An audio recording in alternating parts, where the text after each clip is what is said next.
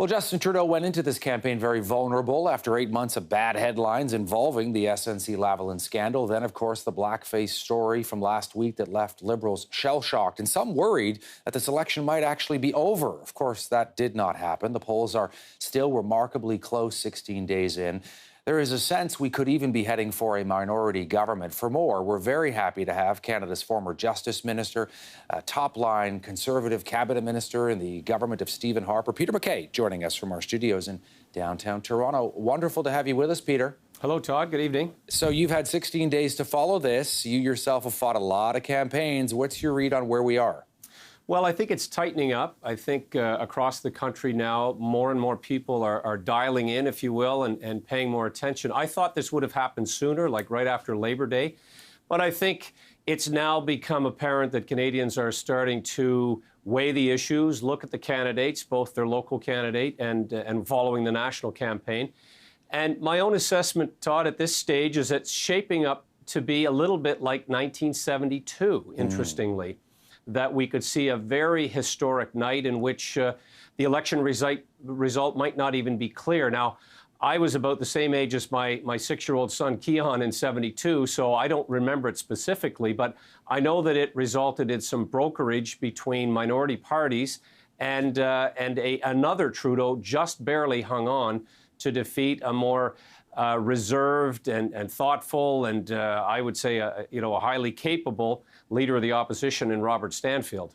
I'm so glad you brought that up because I thought about that too. Pierre-Elliott Trudeau running for re-election does win, but it is a minority government situation, and you wonder whether we might see that again with Justin Trudeau. What about the polls? And you know, I know everyone watching knows polls are polls. They offer a snapshot. They are interesting, but of course they don't tell the whole story. But if you look at the polls right now, what do you make of the strength of the Liberals? Despite their record, SNC, the blackface photos, still very close call. In fact, the Nanos poll shows them a little bit ahead of the Conservatives, and the preferred Prime Minister one as well, Peter.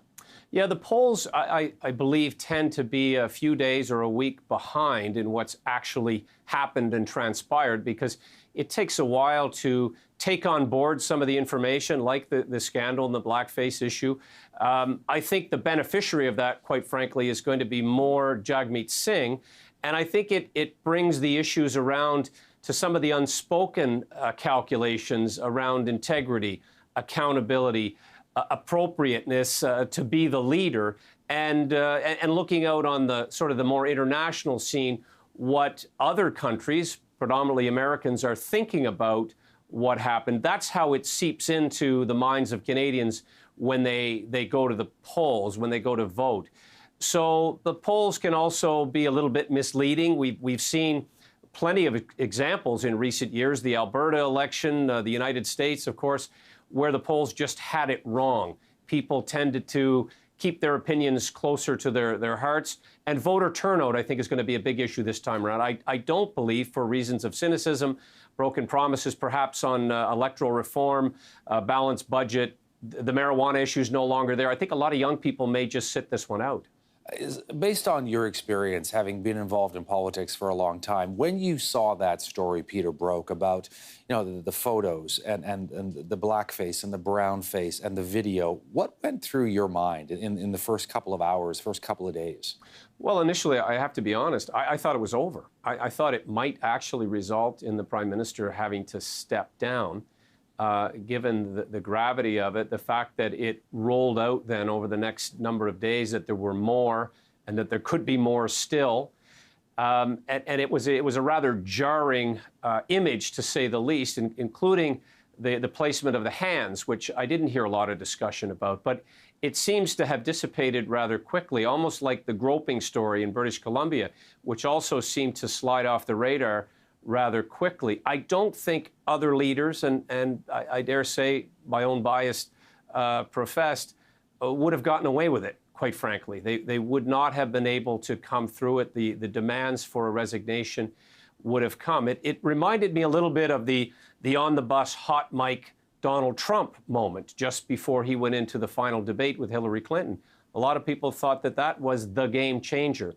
But I think what it has done is revive, and you alluded to this earlier, the NDP campaign, and it takes away the Liberal Party and the Prime Minister, Justin Trudeau's ability to use the stick of intolerance against Andrew Scheer and the Conservatives. Surely they can't credibly do that. It would be beyond hypocrisy for the Prime Minister to try to paint Andrew Scheer in a negative light. What about the Conservative strategy that was rolled out today in Montreal in the riding of Papineau, which Justin Trudeau represents and has for a number of years? They came out with the notion of a new sort of no cover-ups act. They talked about an official inquiry as well, a number of points to try and resuscitate or resurrect, if you will, the SNC-Lavalin story. Well, two thoughts. Much like the revival of some of the tax breaks in the Conservative policy, it felt very familiar. And I say that because of the decision by the previous Conservative government to bring in the Federal Accountability Act. And that happened in the aftermath of the Gomery inquiry and the scandal in Quebec involving sponsorship within the Liberal Party.